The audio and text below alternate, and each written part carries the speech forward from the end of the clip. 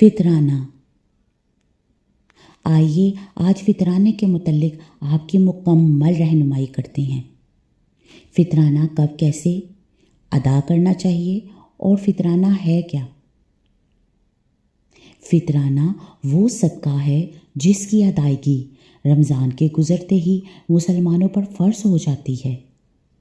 इसका नाम ज़कातुल फ़ितर इसलिए रखा गया है कि यह इफ्तार की वजह से वाजिब होती है। फ़ितर की ज़कात का हुक्म ज़कात फितराना हर उस मुसलमान पर वाजिब है जो ईद के दिन और उसकी रात अपने और अपने अहलो अयाल के खाने के सिवा एक सा का मालिक हो।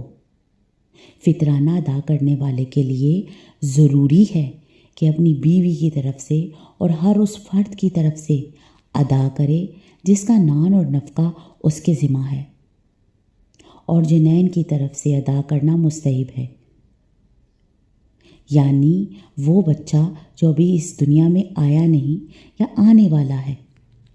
इस वजूब की दलील हज़रत इब्न उमर की हदीस है कि आप सल्लल्लाहु अलैहि वसल्लम ने एक सा खजूर और एक सा जो फितराना हर आज़ाद, ग़ुलाम, छोटे और बड़े पर फ़र्ज़ किया है और हुक्म दिया है कि इसको ईद उल फ़ितर की नमाज से पहले अदा किया जाए।